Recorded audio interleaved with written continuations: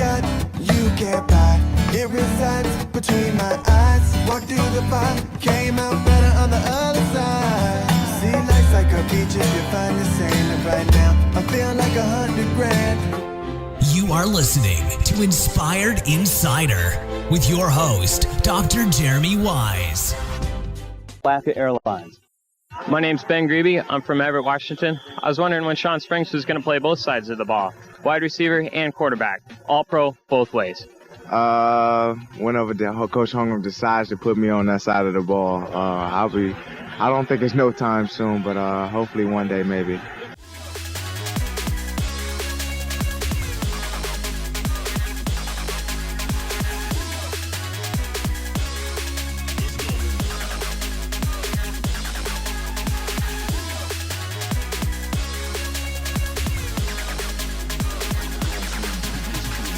Dr. Jeremy Weisz here, founder of InspiredInsider.com, where I talk with inspirational entrepreneurs and leaders. And I have a panel today, which I will formally introduce with Tracy, Donte, and Shawn. But before I do, I always like to point out other interesting interviews you should check out on the podcast.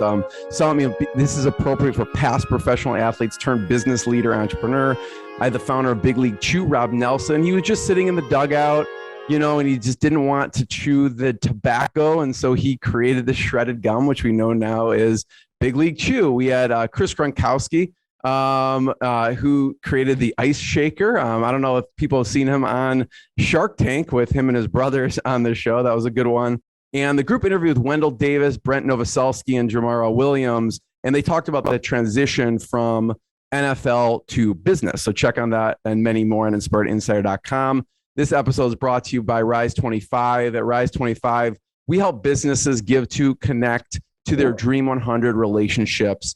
And we do that by helping you run your podcast. For me, the number one thing in my life is relationships. I'm always looking at ways to give to my best relationships. And I've found no better way over the past decade to profile the people and the companies I admire and share with the world what they're working on. So if you've thought about starting a podcast, you should.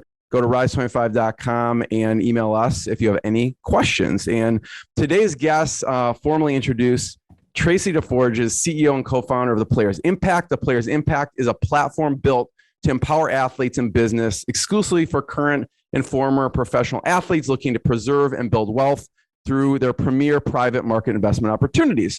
Some of their community members, which we'll talk about, Tracy McGrady, Gabby Douglas, and many more, and their portfolio companies, Cameo, DraftKings, Robinhood. And, for each of you, I pulled out a couple fun facts. Maybe some people know them. Maybe some people don't know them. So I know you're all a little worried. What did he find on me on the internet? I'm worried. I'm good. Shawn, I have inside down. I have nothing to worry about.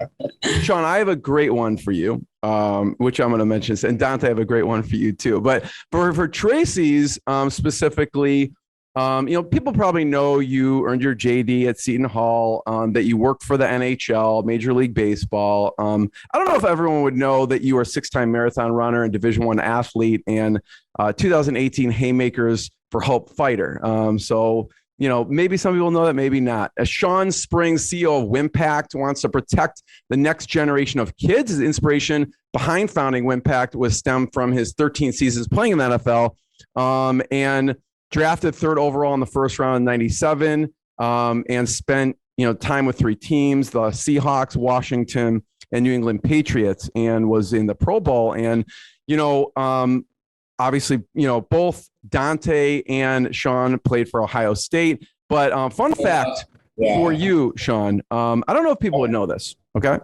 Was undefeated, and I don't know if this is even true, but undefeated one-on-one street basketball. In the streets, also street basketball. Now that you say that, it was such a random fact. True. And I was gonna say you lost to my friend Michael Goldstein in Silver Spring, but it wasn't Michael Goldstein. It was I have here that John West. So is that true? You were undefeated in one-on-one street basketball for the longest time. Yeah, I was pretty good at basketball. Okay, there you go. All athletes, they can play multiple sports. You know, I told Coach Thompson at Georgetown one time, I said, I probably should have went to Georgetown between me and Allen Iverson, but, you know, he said, you made the right decision. Go play football. Exactly. Another fun fact is, most people know that your dad played in the NFL for many years, but I don't know if they know that your mom served in the Army. And so that's a fun fact. And Donte Whitner, 11-year NFL veteran, 3-time Pro Bowler, 8th overall pick in the 2006 NFL Draft, All-American at Ohio State, NFL TV analyst with NBC Sports, and many. What's that? CBS. Came out. Yeah, I picked up college with CBS now. So and with CBS Sports, and partner and on the athlete advisory board at Kirtland Hills Capital. Donte, your fun fact. So, you took the biggest hit of your life, and it wasn't in the NFL. Okay. And I don't know if most people know this, but at age 6, you were hit by a car chasing after football and had up to 30 fractures in your legs. And they thought you may never walk, actually. So, what's that? Yeah, or play sports. You know, sports. Not supposed to walk, and then sports was, not even a thought. Yeah. Yeah, it was crazy.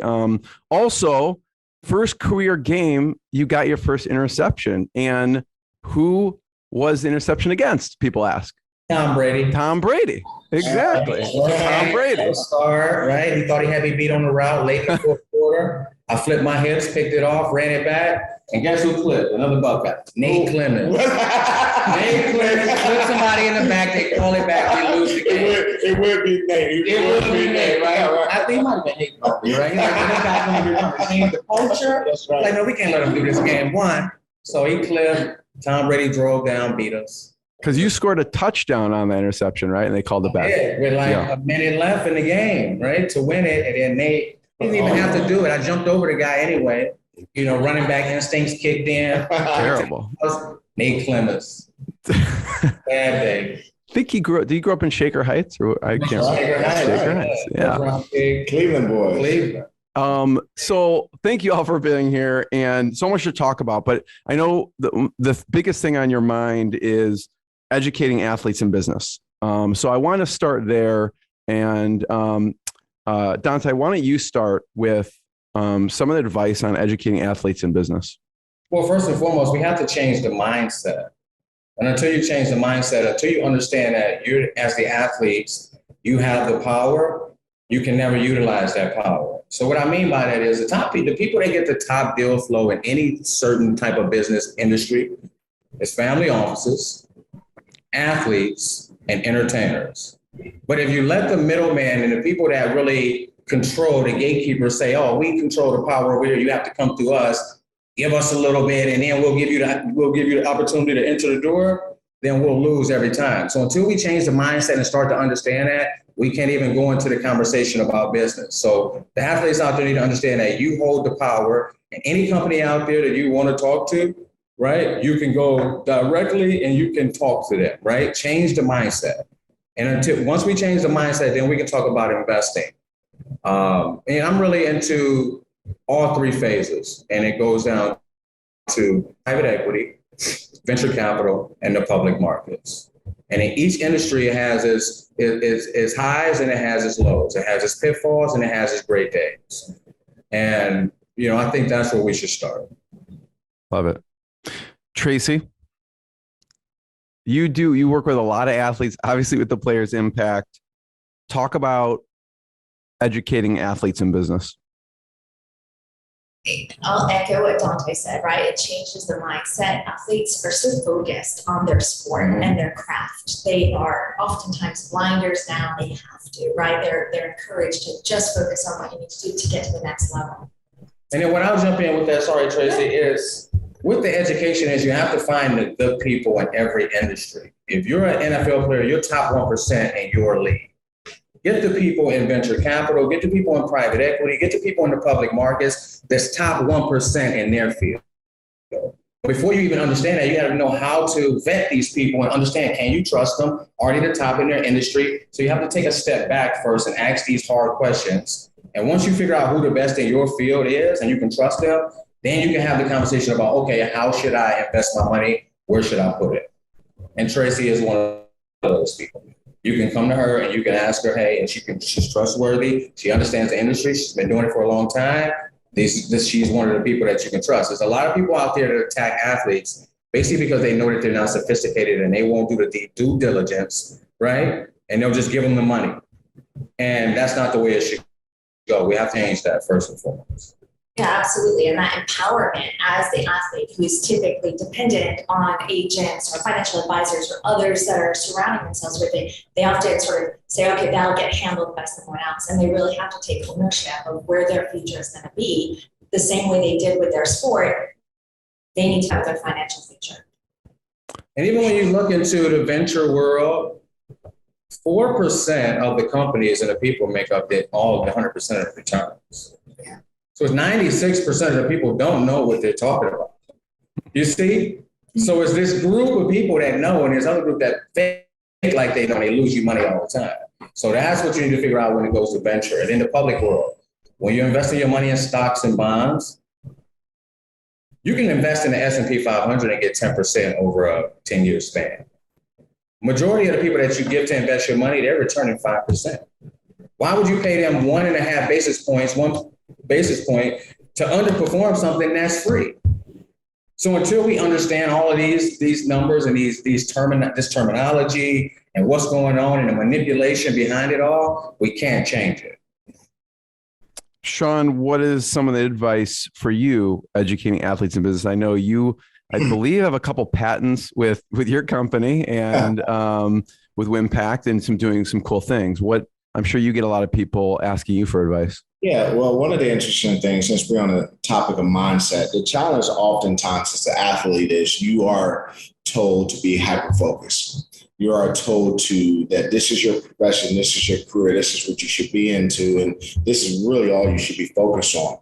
But when you think about it, oftentimes as an athlete, we have dual roles. So when we're at work, we're at work, and then when we go home, we're a parent and we're a dad.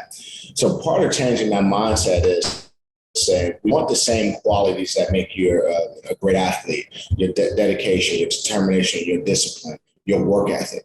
Now, but the challenge is, how do you switch that hat and say, all right, now, because I'm supposed to be really focused on my business, I should let my attorneys, my financial planners, those guys do it.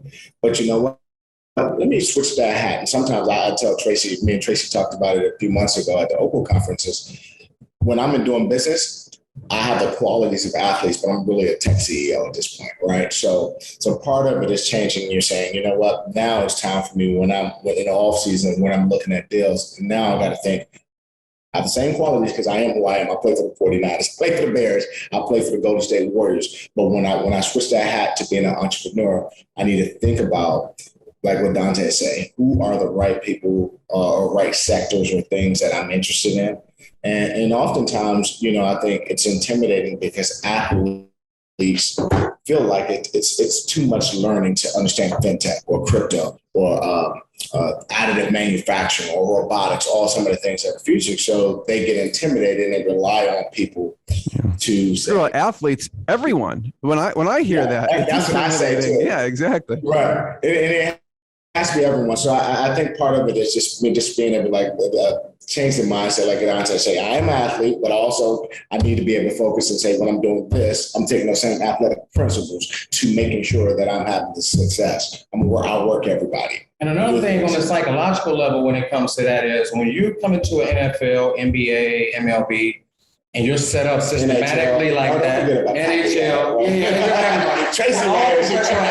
all professional athletes, when you come in and you're systematically set up like that and you have everybody doing everything for you, this is how they stick their hooks into you to make you feel like you need them and you have to depend on them. And you can't do anything without these people. So if you say you're doing that for your entire career, now your career ends, transition comes, you don't know how to do anything for yourself. You don't know how to think for yourself. And this is the hardest time in your life is when you transition from a professional sport to normal society. It's the toughest thing. And once you have all these people with their hooks in you and they never allowed you to do anything on your own, never allowed you to step outside your comfort zone, now you're in trouble. So if you can do this while you're playing and you can really focus during the off season, travel to some of these companies in Silicon Valley, reach out to them, send them an email, contact them on Instagram.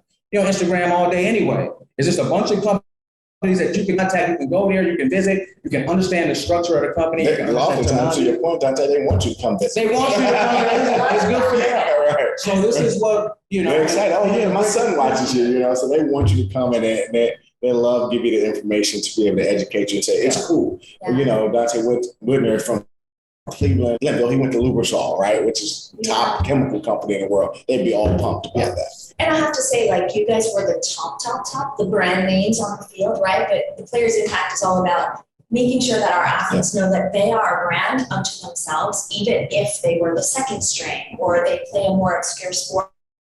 Athletes are actively playing, no matter what sport it is or what level you play at, have those same opportunities and should make sure that they're availing themselves to them. Totally. And then I want to, on that topic, talk about some advice from mentors in business or in sports. And Shawn, I want to start with you because there's two that stick out for me, for you, which is your dad. Your dad probably planted that seed of there is life after sports. There is a shelf life of a typical NFL player. It's not like, you guys played for many seasons, but that's not normal, right? Normal, what is 3 or 4 years? I don't know what the average is, but what did your dad tell you, Shawn, about what you should be preparing for, even while you're starting your career? My dad, you're absolutely right, was a big influence in my life. And he was just like, football is a platform. And you get this window of time where you can amass a lot of money, but always be thinking about that this is not the end all be all for you. At some point that will end. You're still a pretty young man. And one of the things he's encouraged me to do is kind of what Donte is talking about is people invite business leaders to your suite. So I would have Washington Mutual or somebody in the suite, and they would want to come to the game and bring their kids down. They would want to meet and they would shake their hands and I would ask them questions. So one of the things that my dad challenged me to do is develop ties in the community, whether it's Seattle, Washington, D.C., or New England. Start to know who those people are, because if you're developing relationships now when they want to talk to you, guess who you can call and pick up the phone when you needed some advice. Hey, I'm a young CEO. I'm starting this company, and we call it WinPack. Hey, how do you think about hiring? How do you think about these type of employees? How do you think about that? And I have a network of CEOs and leaders that I call, from Keith Wendell, who was number 2 at Johnson Control, ran Harley Davidson, to Mike Milligan, who was the global president of Verizon Sales, ran over billions of dollars from Verizon. And all these people have experience, and both Donte and I can tell you, when you find a good coach, that's when you're going to win. So you find that when right. So, but if you have a good coach, and those guys are your type of coaches, you got to be able to lean on that network. And I would rest in peace to Paul Allen. He was Mr. Allen, who bought the Seahawks, who I was his first draft pick. Most people know Mr. Allen because he founded Microsoft with Bill Gates. But he was a great mentor of mine. He was telling me about data and technology 97, 98 back in Seattle, and at the Silicon Forest today, right? But that's who inspired me to be in the tech.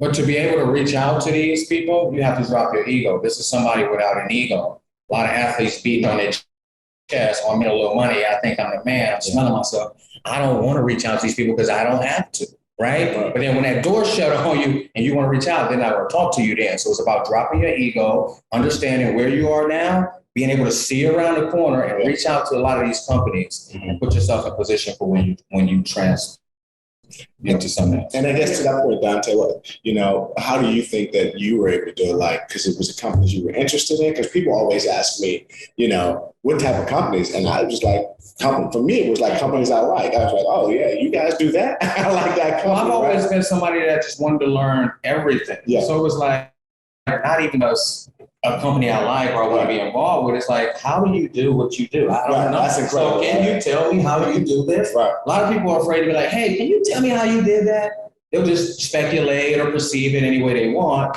but they will never ask. And that's how I was. So just like, even in Buffalo, New York, I had 2 young ladies that worked for me, Tracy and Danielle. And they would go out to every company in the community and say, hey, do you want to come to this box similar to what you did? Right. And then when I met James, Bob O'Brien, Randy Carver. Bob O'Brien used to own the Brooklyn Nets. So I was like, Bob, can you tell me how you did that with the real estate and I think it was, what was it, Brookstone, not Brookford, some forest that they owned it, and they lost it sort of to the Russian owner, and then he sold it. But I ask all these people questions all the time, like, how did you do that? And most of the time it's like, oh, I was poor and I came for this and I grinded, I persevered, and this is what I did. And I'm like, okay, let me take a note with that. That I just want to accent on that is that vulnerability, right? Of asking questions, dropping the ego to say, you don't know what you don't know, and you have to be able to ask and not be so full of yourself at any point in time that you're not curious to know. And I think that's sort of the environment that we try to foster, is that everyone, similar stories, right? You did the same thing. So how do we encourage everyone to do that and not feel like it's an unsafe environment for them to expose themselves for not knowing certain things? And I think it's changing. I would give the NBA guys, I think they're probably about 5 to 10 years go ahead of the NFL. But I think it's changing this, back like 20 years ago, you watched the movie. One of my favorite football movies, Wildcat. I love that movie, yeah. Wildcat. But there was always the stigma of athlete in the movie not being smart, except for the quarterback. He always had a pretty cheerleader. But,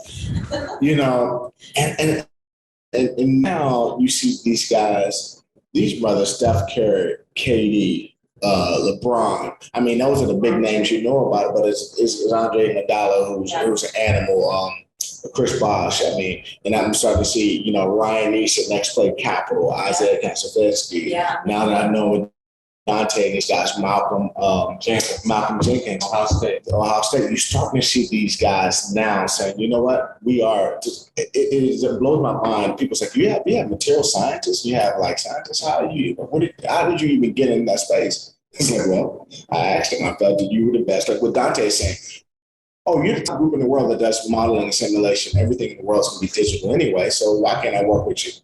But it takes a little homework. It takes being able to see that and ask questions and humble yourself a little bit too. Then even with the NFL, there's so much testosterone floating around that locker room. Yes, and you're always competing with each other. And everything is like everywhere. NHL, I was like, you're always competing. There's so much testosterone, and it's hard to break from that. To saying, okay, I'm going to humble myself, and I'm not going to walk around here and act real macho, and I'm going to ask questions. So code switch. You gotta have a little empathy for them as well. Yeah, code switch, so Donte. You don't act like the way, like in Glenville, the way you act. I know. That's called maturity. It's called wisdom. It's called growth. But it took a while. Like you have to really rid yourself of that. And that's why I did all the hot yoga and all the meditation and all that stuff. It helps you get to this point to where you can understand, ask questions. And it also doesn't have to be a fire hose of information, right? Yeah, you don't have to take it all in at once, right? Think about little tiny doses of just education, micro learning, experiencing different things. It can be over a period of time. And if you look, one more thing, if guys out there really aren't interested yet, if you look where all the money is in the world right now, it's in venture and private equity, and that's where it's at. You look, you see Google, you see Microsoft, and you see Nike is really a technology company now as well. All the top companies are technology based now, so it's time to get on board. You make way more money doing this than you do playing basketball, football, any sports. Yeah, but people are going to argue, well, the financial planners are, the risk is much higher too. The risk is more too. So you have to be wary of that. So that's why sometimes you do have to be with the entry zones and the Players Impact Fund. You got to make sure that you're with the smart people. But before we never had access to it. So I will say that the world is changing.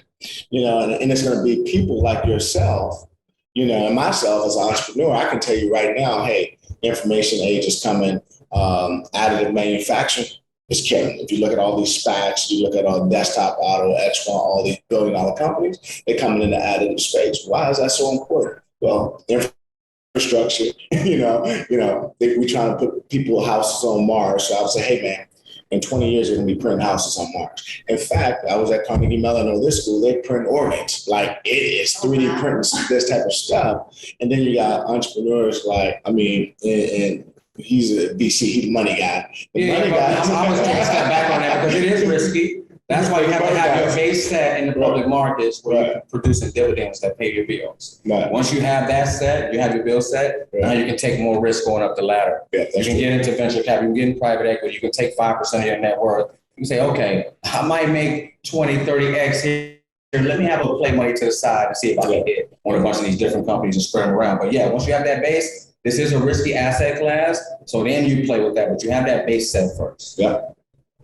Yeah, I love what you said about ego, vulnerability, and then Donte with obviously diversification. I'd love to hear, Donte, your mentors, you mentioned Shawn, Paul Allen, your dad. Donte, who are some of your mentors in business and in sports with that transition? Well, James Luckard, my partner at Curlin Hills Capital.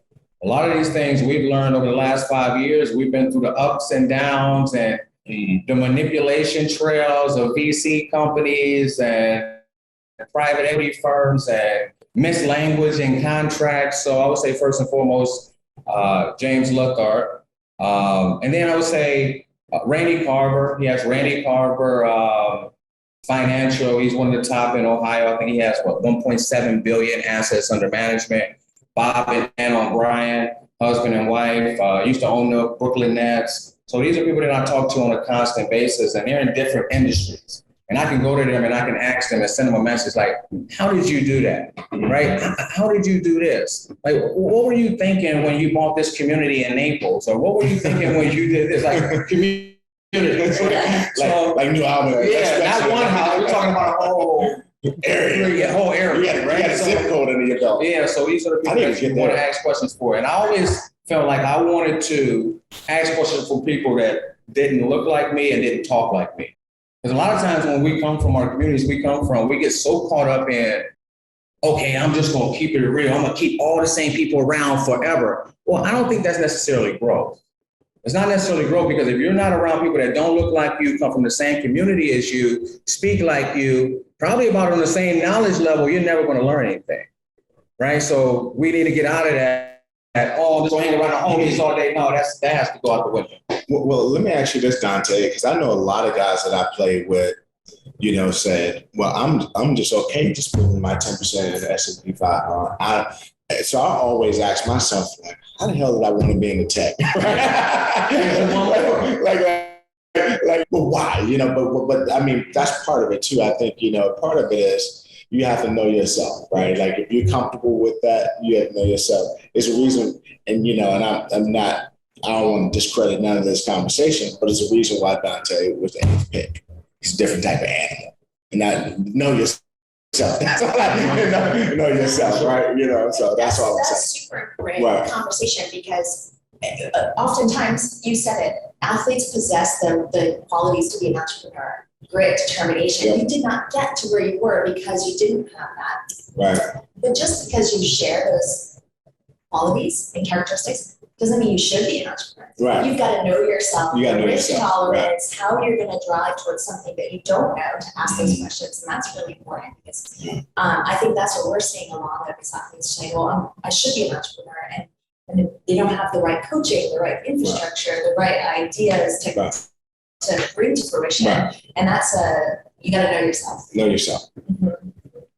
Mm-hmm. Tracy, for you, and by the way, I love that. That is just as an interviewer in general, just going to someone says, how did you do that? People want to help. And I remember when I interviewed the co-founder of Pixar, I asked him like, how'd you do it? He went on for 30 minutes of like the most fascinating stories in the world. So you ask someone that question and just go with vulnerability without an ego and ask them, and people want to share their story and what they did. So I love that, Donte. I mean, that's so powerful. And if you tilt your head slightly to the left or the right, they'll continue to talk. That's the truth. Yeah, not every once in a while. You tilt your head just slightly, they'll continue. I love it. Tracy, what about you or mentors for you in business? That's a great question. Mentors. Besides Shawn Springs or something. Yeah.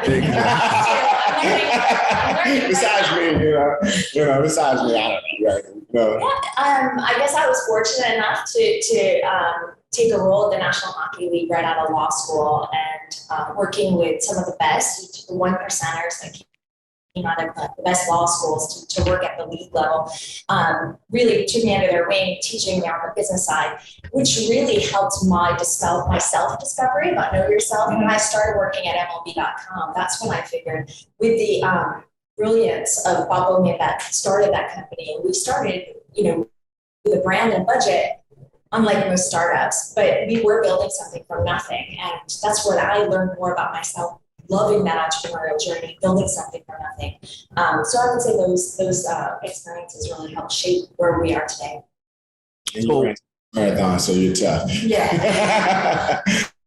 He forgot that I'm a second-degree black belt in Taekwondo. Oh, yeah, it is. I gotta drop that. I love that. Yeah.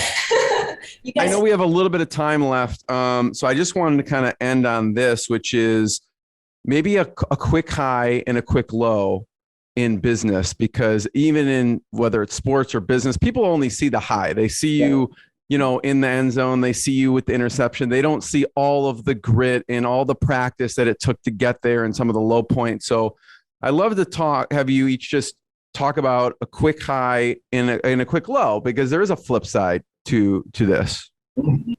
So Shawn, do you want to start with what would be a high point and a low point? Well, I will tell you, as an entrepreneur, there's a lot of high points and a lot of low points. To pick one, maybe a high point is for me is just the fact that it feels good to be. I could pick several, but when you see a product on the market, right? For example, we had a catcher's mask in the Olympics, right? That's a high point, because you actually are. That product was work done with Evo Shield and Wilson, and it was in the Olympics. It was for girls softball, and it was more cool because it's a cool product and it saves lives. But you're working with companies like Hewlett Packard is a high too. A low for me is some of the learning curve of when you hire the wrong employee sometimes, and it's hard when you're trying to build a team, and then you might have to let a team member go. So it's one of those things where that's always hard in business. Like, how do you make sure you have the right team? Because and Donte probably can elaborate on it more. As athletes, we expect much more than what the regular person in the world to do, right? Because we are grinders, and we will work and we will work. But that's not always the case, and not everybody shares that same type of work ethic and value that we see. So sometimes it's the challenge being a new CEO is hiring the right team. Yeah, that's awesome. Donte, what about you? Hey, my high is pretty much the journey of time, value, money, and the understanding of it. And from things that I used to do, like, listen, when I first got in the league, I was 20 years old. So when they handed me a few $1 million, it was like, man, I'm partying, I'm gonna buy jewelry, I'm gonna get multiple houses, I'm gonna do whatever I want, right? But then when you go on this journey and you start to understand the time value of money, how much you could possibly waste, and you start to invest and you start to see deals mature. And you get into, for example, we have a deal with Trident Coffee right now. We got in at 1.2 million. It's worth 32 million now within 9 months, right? To where you start to understand, like, hey, I probably would have spent that money doing something over a couple months. Now I put it here and look what can happen, right? So that's it for me. That's the highs of the journey. And then teaching guys along the way. Just even somebody in Cleveland come up to me, I'm like, hey, S&P 500, you put 5,000 in there for the next 20 years, you'll be a millionaire. They're like, what? What's the S&P 500? So that's the fulfillment that I get. It's the journey, and that's the high. It's like, hey, along the road, you learn these things, you changed it, and look at this here. The lows is probably the opposite end of that. The things that I used to do and the money that I've blown fooling around before I understood all of this. So I would say that's the lows of the industry. And then a lot of guys come into the league and they're thinking that because they're actually competing with everybody around them. And they're seeing and looking at the music videos, they're hitting the rap songs, and they think that this is actually where the money is supposed to go. This is what makes you cool. But like Nipsey Hussle said, when you get the money, you want to feel the thrust, you want to feel the texture, you want to feel the drop top breeze, you want to feel successful. Well, if I break that down, he's basically saying that you're already successful when you get the money. Don't go out trying to impress everybody else that don't have it, that you have it, and lose it. So that's it for me. Just the journey of understanding that, the high and the low of that, that's the best for me. I love that, Donte. Have your money work for you. It's like you just take a small amount and have it grow. Yes. So Donte, sticking on that for you're one already cute now because you're rich. So you don't have to do nothing else. Stick on that for 1 second. Out of the purchases you made, the younger version of you, what purchase do you remember that you just shake your head at? You're like, I cannot believe I actually. I remember at one point, I probably had $1 million worth of jewelry. You love jewelry, didn't you? Yeah, but it was good quality. Like I got, a good percentage back. And that's the thing. You're not going to get all of it back. You might get 40% back. So a lot of the watch that these guys are buying in aftermarket and putting diamonds in, you're losing your money. You better stop. So when you need that and you're going to sell it, you're going to get 20% to 25% of the value. And you're going to be upset. So you might as well not buy it now. And you know he's serious because he's leaning in. I'm dead serious. Hey, listen, he's dead serious. If y'all watching, he leaning into it. That's like, he's serious. The only thing that saved me with that was I was playing for the Buffalo Bills. We were playing the Tampa Bay Buccaneers. Somebody broke in my house and stole it all. Wow. I had insurance on it, so I got my money back, right? So then I understood, don't do that again. Couple watches, you're okay, right? So that's the only thing that saved me. There's a lot of people that don't get that lucky. Yeah. Wow. And you know who told me? One more thing. Rich Paul called me and said, Whitner, they might have did you a favor, Whitner. I'm like, you know what, Richie, you right. Tracy, what about you? I think mine are similar on the journey side. I think more specifically like current day. I'm too old to go back to old highs and lows. This is a high for me. Being here with these guys, having this conversation around mindset changes for athletes. We started the Players Impact 4 years ago. And as an entrepreneur, you're told no a lot. No, you can't do it. That's not going to work. So the resilience to get through all of those no's when you believe in something, you believe in yourself first and foremost, you believe in the mission of what you're doing. This is a high because 4 years later, we're having this conversation. The 10-year, 13-year NFL veterans, they have a different category that they are able to play with as far as that risky asset class, right? We're truly democratizing opportunities so that the female ice hockey Olympians, the soccer players with all their pay inequality conversations we're having these days, they're able to participate and get access to these same high-profile deals at much smaller dollar amounts. And when those women and these athletes get 6x returns in 2 years, and we're seeing that generational growth, a generational wealth start to grow for them, that's a game changer. And I feel really proud about where we've come and the athletes' lives that we've impacted in that way to help them change their mindset and to learn that they can participate in this ecosystem. If you want to learn about perseverance, they should read Walt Disney's book with his brother Roy. It talks about perseverance, how many times he was told no, how many times he almost went bankrupt, and you see what happened. So that's the thing. That's the beauty of perseverance. When you continue to persevere, eventually it clicks and then you take off. That's hard though. That's the hard. That's the hard part, because usually that perseverance, and like you said earlier, people tell the story. I was poor, So I mean, it's perseverance is hard, man. But like my mom, in my background, my dad played in the NFL, but at that time, like I had a double life. I lived in Southeast DC, Maryland, part of the time, but the Cowboys weren't making that type of money like we were making today. And then I lived with my dad, and I had a decent life. But for the most part, you get that grit, man. You get that grit, and so perseverance is something like you go back to knowing yourself. You're gonna play in this game, you got to have that type of perseverance.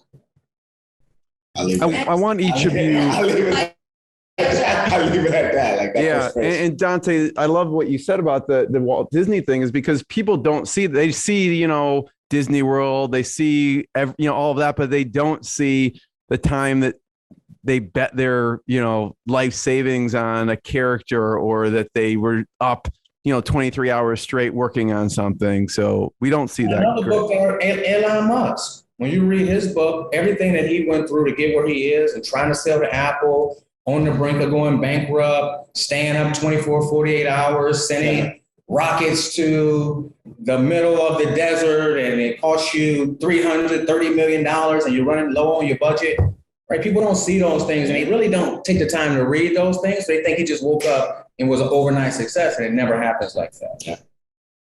I want each of you to point people towards where they can learn more. Tracy, why don't we start with you and the Players Impact? Where should people go online and to learn more? World Wide Web, www.playersimpact.com. All right. I mean, I welcome any conversation with folks that are interested in what we do, and so start there. Cool. Donte, what about you? Well, that from Venture, the first book, it's called Angel. No. That's one. It's a book. I forget the name of it. I'll let Shawn go. I think it's gonna come to me. It's on the tip of my tongue. Oh, you're just talking about something that people can just learn more about. Oh, okay. I thought we were talking about. No, yeah, that's right. No, it's perfect. I want people to check out what you guys are working on now. So, what website they could learn more. So. Go to winpact.com, WINDPACT.com for mine. And we're actually going through a rebrand of our website. But, you know, if you have any questions, I tell people, hit me on LinkedIn. I take all questions and talk to people. Yeah, LinkedIn. You know, I'll eventually get there. LinkedIn and curlinghillcapital.com. Awesome. That's where you'll find out everything that we're doing. We're teaching athletes dividend growth and how the truly wealthy people do their money, the rule of 72, right? How every 4 years you'll double the dividend income, and every 7 years you'll double the principal. So if the athletes understand this in the public markets, you won't see guys going broke. So if you just keep your bills under what your dividends are paying, it's going to double you every 4 years. If you don't add more bills, when you get more income, then you're set for life. So that's what people understand. So a lot of the families that have Walmart and all these Whirlpool families, this is how they do their money. They put it in the same stocks, 4% of the stocks return 96%. They get the dividend income, they flip the principal, and they don't touch it. They don't buy silly things. First of all, I want to be the first one to thank all of you. Everyone check out KirtlandHillsCapital.com. Check out theplayersimpact.com. Check out Wimpact.com. And thank you all. Sounds good. Thank you. What I got, you can't buy. It resides between my eyes. Walked through the fire, came out better on the other side. See, life's like a beach if you find the sand. And right now, I feel like $100 grand.